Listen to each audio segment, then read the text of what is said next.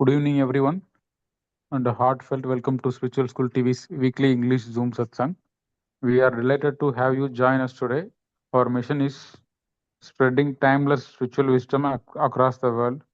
Today's topic is from Advaitha to Ayya, and our speaker is Mr. Sankaranarayanan, who will share valuable insights into self-realization and inner transformation. Let us begin this satsang with an open mind and a receptive heart. We wish you all an inspiring and enlightening session. Thank you, and over to our speaker, Mr. Sankaranarayanan. Thank you, Prakash, for this nice introduction. So the topic is from Advaitha to Ayya. See, there is this in Advaitic Vedanta philosophy, you have this Mahavakya, Aham Brahmasmi. It's a popular one.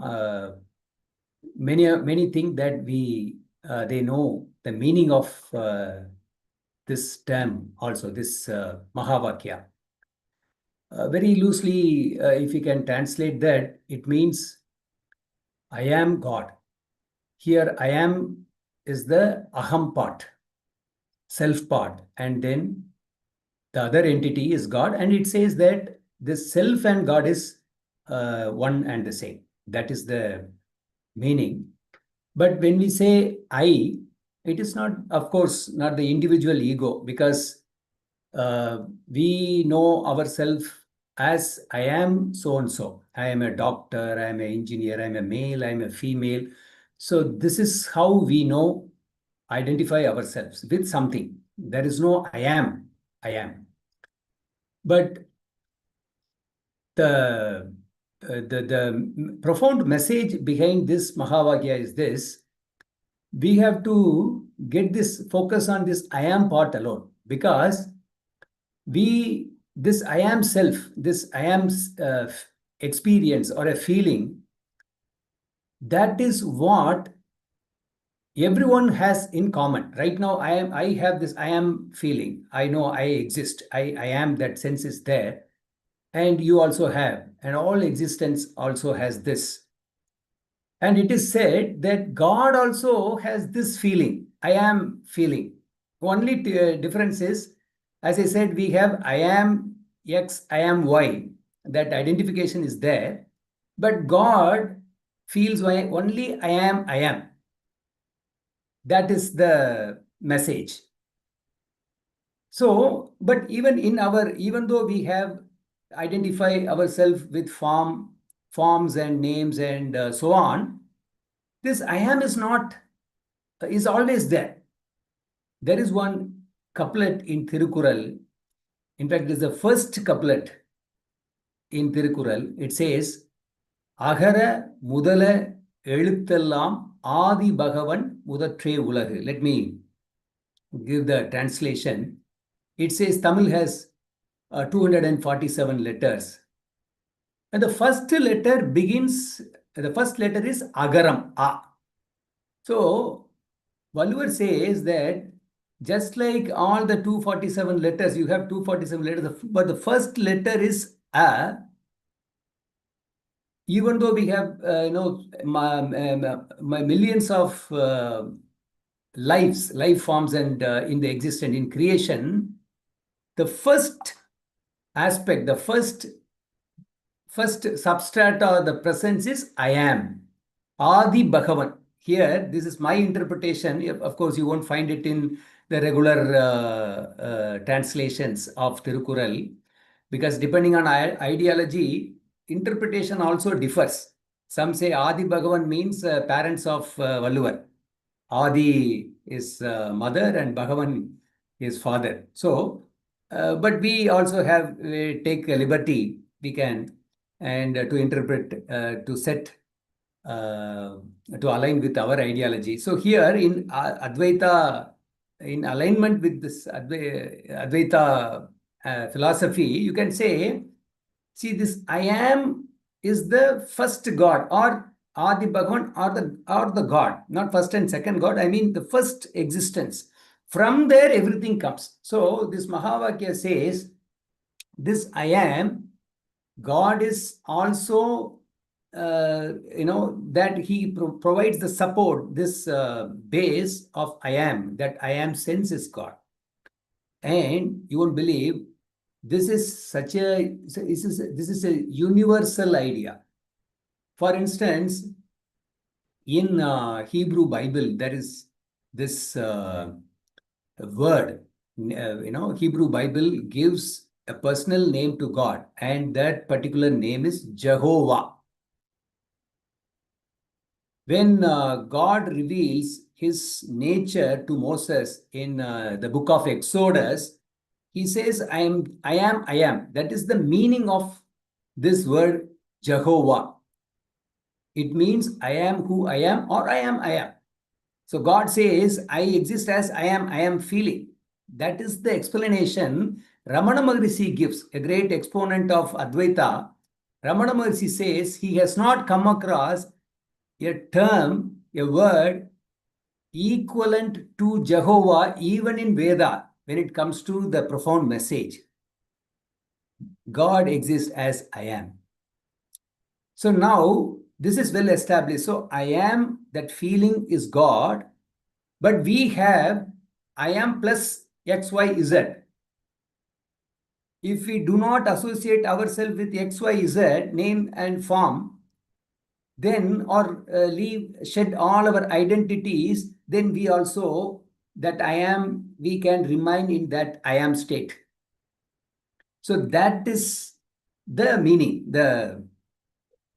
for this, what this tenet Mahavakya tries to say.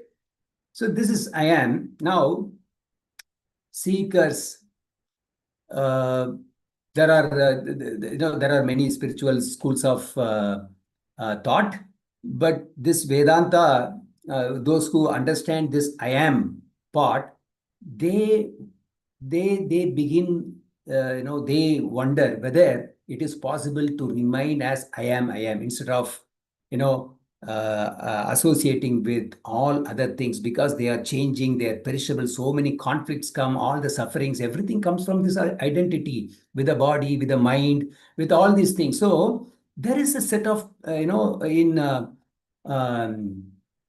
any point in time, you have seekers who try to remain as I am, I am.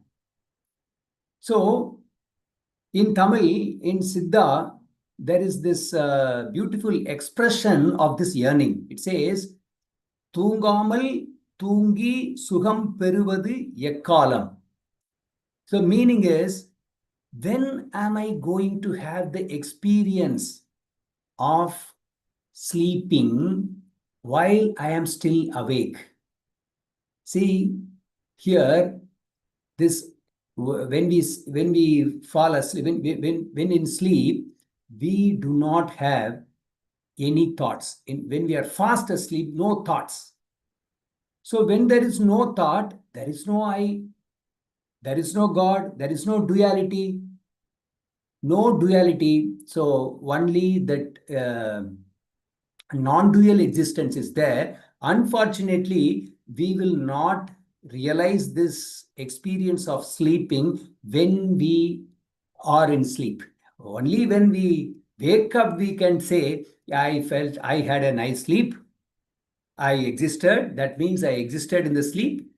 But only at the waking moment, and then you have no experience of that. You won't say, you can't say that I was also awake when I was asleep. So that was not there. So the ultimate aim of that, the seeking path, then you can say is the, in another words, it is like annihilation of the mind, complete distraction of the mind, because at sleep, there is no mind, there are no thoughts. So complete annihilation of the mind. That is the ultimate destination. That is how it is projected. It all starts from this understanding that self exists, and then we have people trying to be the self. They don't want to get involved or participate in the worldly matter, material world, so-called material world, and they want to remind who, I am. That is one with God. That is have get reunited from God, merged with God, shedding individual ego. This is how uh, people, the underlying aim of all spiritual sadhanas. Now, sadhanas, the second, once you have this seeking, there are many techniques offered for the sadhaka to practice and achieve self-realization. Many techniques are there, and the most popular technique, again, in this Vedanta comes from Ramana Maharishi. It is about self-inquiry. He popularized it, but one form of, I know this technique exists in different cultures in various forms. Ramana Maharishi, he offered this technique in his own way. And he says, this self-inquiry technique, when you practice it, you will achieve the annihilation of the mind, destruction of the mind, and you remain self. Because the mind is the problem, so you remain self. And the technique, how to apply this self-inquiry technique, when there is a thought arises in your consciousness, you don't go by the thought as ordinary people do. What you have to do is question for whom the thought has come. Just there is a thought, and suppose I say I love God. That thought has come. I love God. So for whom this thought has come, you inquire like that. So when you inquire, you will realize that there is no thinker. Only the thought was there. You catch hold of the thought, and then you just do this kind of metacognitive exercise of asking for whom this thought has come. Then there is no thinker. So no thinker independent of the thought. So Ramana Maharishi says, you keep on doing this practice irrespective of what type of thought comes, whether thought is good thought, bad thought. You just focus on for whom the thought comes. Keep on asking. Continue with this inquiry, and one day you will achieve this annihilation of mind. And he even gives a wonderful example for this concept. He says, what happens in crematorium?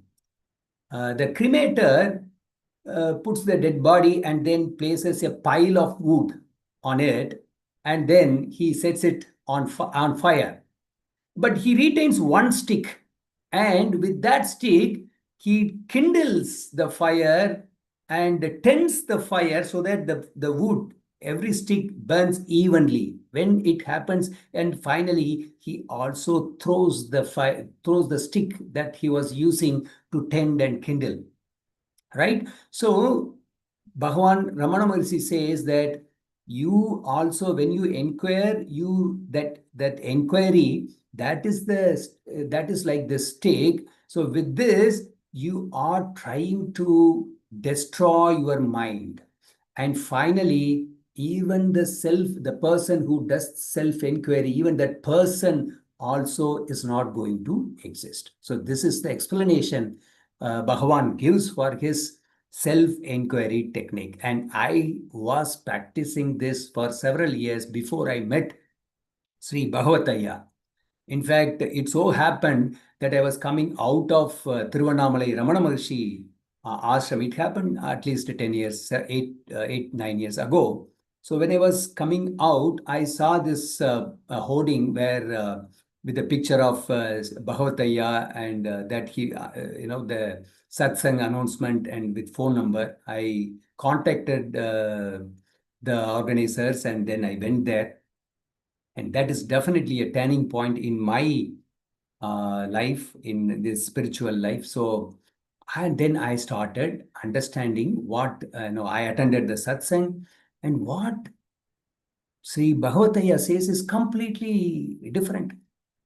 And it took several years for me to completely accept it. I could understand what he was saying. He says, in this context of self-realization, he says 2, 3 things. I would like to share those things. Number one is that Bhagavataya says that Of course, self exists.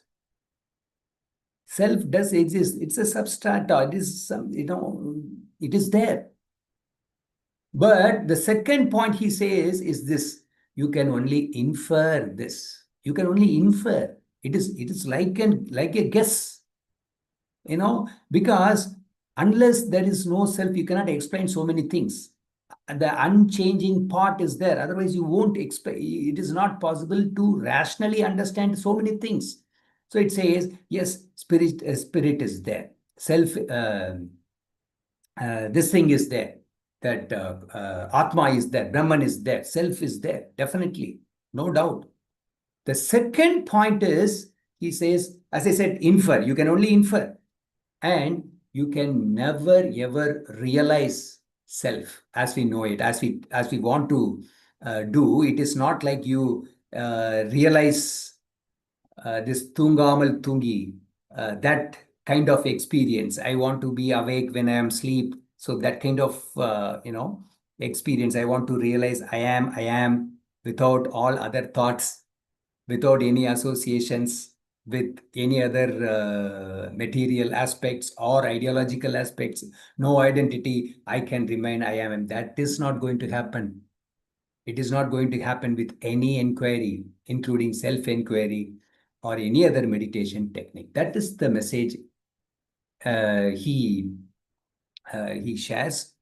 And that is why it took me, because people like me, we were very sure that we could achieve self-realization. And there is this technique. We had high regards for masters like Ramana. So he can't be wrong.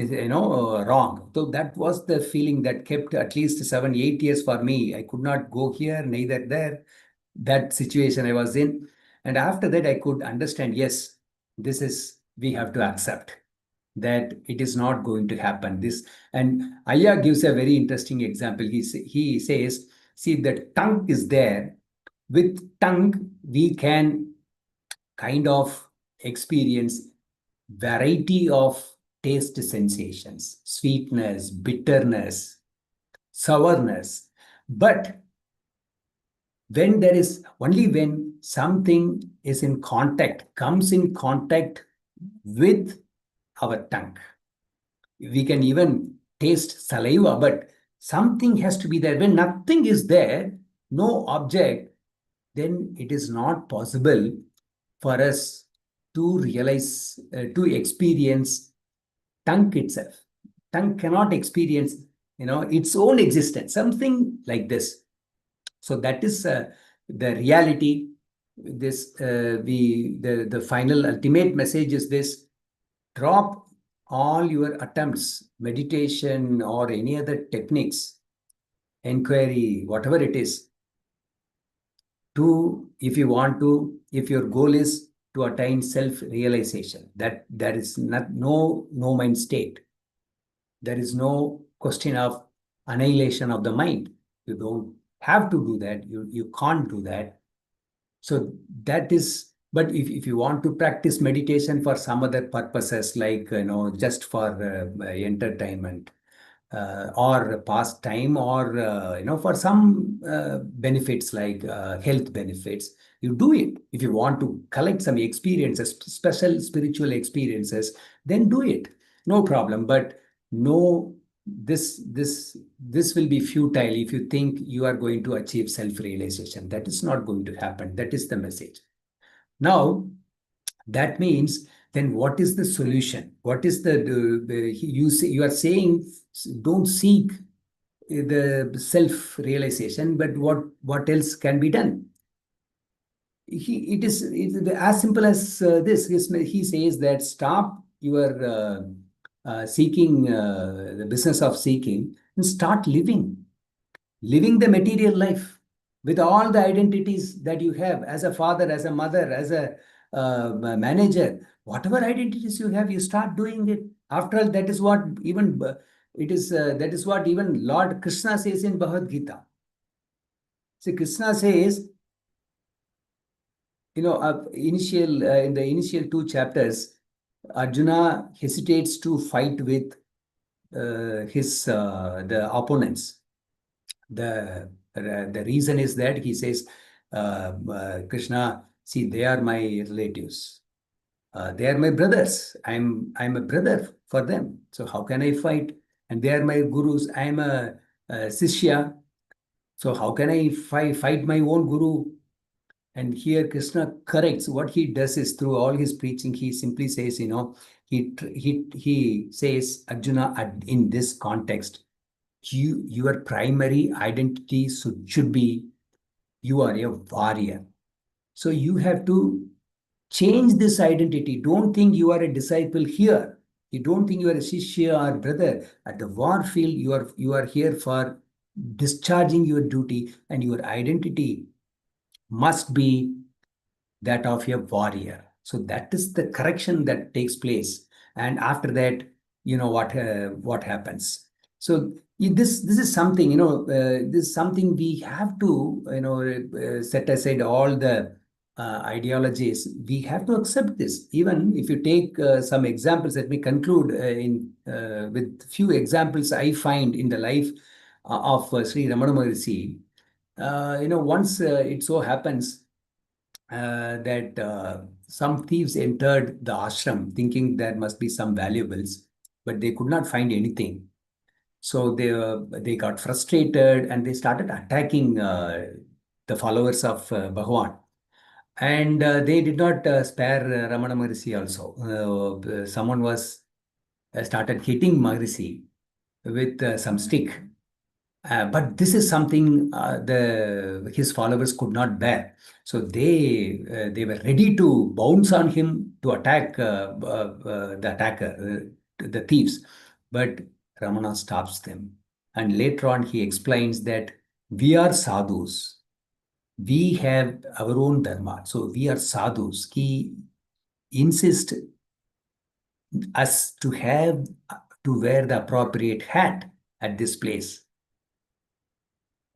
So when another instance in which some disciples come to Ramana and tells him that Bhagwan, untouchability is a sin. Yes, of course, untouchability is a sin, but untouchability exists in society. Why can't you do something about it? And Ramana says, see, I am not a social reformer. That is the answer. See, that's again something to do with the identity. No, I am not a social reformer. So I cannot go to the society and preach, eradicate this, these issues, social issues. So it says, practically speaking, it is more than enough if we know who we are in a given context and then discharge our duties rather than spending time without this understanding that this is not going to be possible. So spending time on spiritual self-realization, that is not required. We have instead of seeking this truth, seek a job and deliver on the promises. And that is a great way of leading our lives. This is what all I wanted to share with you.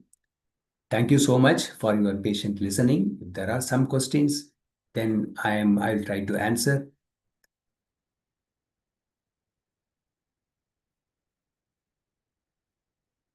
Any questions or?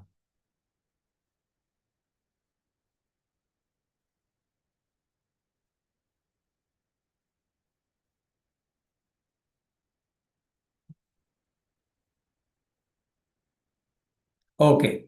Prakash, I think no more questions. Okay, okay, sir. நம்ம இதோடய கூட பண்ணிக்கலாம். நம்ம known people தான். So அதனால Okay, sir. Okay. I am not expecting any questions from them. Okay, sir. Okay. So இதுக்கு முன்னாடி வந்தது வரைக்கும் நம்ம if you could edit, do something and இப்ப நான் பேசுறதெல்லாம் கட் பண்ண முடிஞ்சா it would be great. Just the Okay, speech sir. alone because we are not going to Okay. have any discussions. அதை மட்டும் Okay, நம்ம sir. present பண்ணா கூட போதும். Okay, sir. Okay. ஓகே, நீங்க இப்ப ரெக்கார்டை கூட ஆஃப் பண்ணிருங்க. Okay, sir. ஆஹ் maybe. ఇన్సూరెన్స్